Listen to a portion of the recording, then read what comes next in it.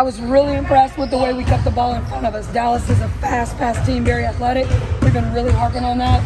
Our goal is to keep 12 dribble penetrations from happening. We had 11, so we won that category. I was really disappointed in the fact that in our transition offense, we want to play with the pace. There were times where we were just trying to look to either give the ball to CC or to E-Dub. Anybody can take it. Our post has got to get down, and we've got to get a stuck. Like, that's what starts it. Post rim run, and then we just space from there. I mean, they chase Caitlin around. They're going to chase Kelsey around. So you're going to have an opportunity to score in the paint. Is that something about the wings transition defense that coaxed you into that, or was that you guys just not hitting it the way you wanted? Yeah, we just weren't getting to the right spots. We took some bad shots, but like with 2:19 to go in the game, the only points we had were 2 free throws by Caitlin. Like, we've got to do better than that, and also we've got to get stopped. We couldn't get stopped. Game night, travel day, back to work today. It's the first time some of these girls have had a grind of a weekend like this. Can you feel them feeling it out? Oh yeah. So today I think they thought we were going to come in and kind of have like a, not a loose practice, but not something, but like this is still training camp. Like we're still trying to figure out who's going to be this 12. So they handled it great at the beginning, and then when a little bit of adversity set in, there was some, it kind of went downhill a little bit. We had to talk about it real nicely, but that's what we've got to do. Like, adversity hits, we've got to be able to handle it. Can you find toughness in a team? Is toughness built in? Something you can generate? Where does it come from? Yeah, I love what Timmy said in our huddle. The Gray had a great practice today. They beat the Blues several times. The difference was when the Gray when they messed up or had a mistake, they got together and they talked. When Blue did, they kind of separated. So that is just, sticking together, stepping outside your comfort zone a little bit to get everybody back. Do you need a day where it's kind of just meant to figure out that, hey, the good days are the ones you got to have? Oh, yeah. I mean, we had a sold-out crowd the other night for an exhibition game. Every game is going to be every other team. Like, we're everybody's best game. They want to just come in and try to, kick our butts. So we got to make sure we're prepared every single night. Alyssa's talking about how the crowd impacted communication, and I assume that was reinforced today in the way in which you guys will have to communicate with all these sellouts. Yeah, I mean, we showed video where there were some times where we weren't on the same page offensively, and so now we have to figure out, like, how do we communicate? We worked on it early in practice. When the point guard says something or I say something, we repeat it. Everybody keeps repeating it, so we don't have that. Defensively, you can't hear. Some of our schemes dictate which side of the floor we go on, so you have to kind of take a look now because you just can't hear. It's a good problem. How does moving up the game a day earlier because of Pacers impact your training camp schedule? Yeah, I mean, we just had to adjust. I mean, that's what basketball and coaching is, just making adjustments, figuring out what's best for these guys.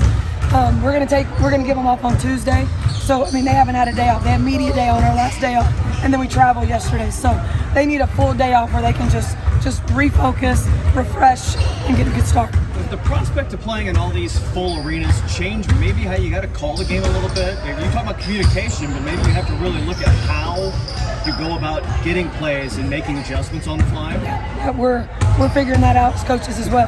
Just figuring out how the best to communicate these guys to these guys. Having started in a hostile environment in the preseason, does that get you more excited for what Gainbridge Fieldhouse is going to be like this season? Oh yeah, can't wait. I mean, every day I'm talking to Dr. Barber or Lynn, and they're talking about the number of tickets that are being sold, and I mean, it is going to be an incredible environment. And I know our players are going to show up, and they're going to play as hard as they can, give everything they have on the court.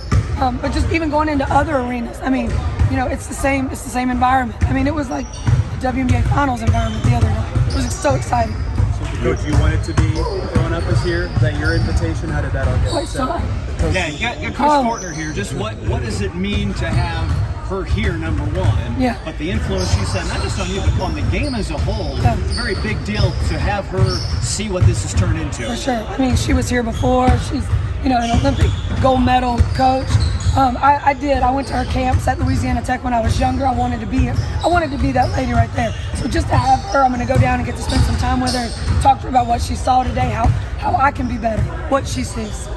Katie Luch, we trained for a pregame Friday. And it didn't look like she was practicing too much today. Just what went down with that, or how?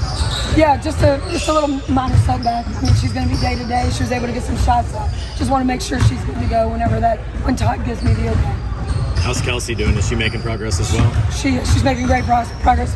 Got a great, had a conversation with our trainer. He thinks we can even move it up a little bit from what he thought before, which is great news for us. Going back to Dallas, you mentioned the pace and the transition and also CC being chased around. What were your impressions of her in the first game action that you got to see her? Yeah, I mean, she does what she does on the offensive end. She was working so hard as well defensively. Like, she looked at me one time in the first quarter. She was like, "Coach, I need one." I've never seen her do that before. Because she is putting in the work on both ends. But also, she has a good group around her. So, like, when she thinks that she has to work so hard to make something happen, sometimes she just needs to let somebody else, and the ball's going to get back to her, pretty quickly. There's been a lot of talk about Caitlin's transition. How is it also a transition for you to learn how to coach her in a game situation like when she called for a sub? Yeah, just we've done a lot of talking. That's the most important thing when coaching these young athletes. You've got to build a relationship with them. You've got to have a great line of communication with them. So I've been really working with that. But yeah, it's a learning process. I mean, now this is our 6th, 7th practice, so it's going to take some time. Did you kind of laugh the fact that the first week at camp you spent all on late game situations, and then of course you have a practice of that to finish game 1? Yeah, and Arike Ogunwale, what does she do? I mean, this is like who she is, right? We're going to be prepared for those situations. Like, we had worked on some things, but we decided, at the moment she was 0 for 6 from 3. So we just made a decision.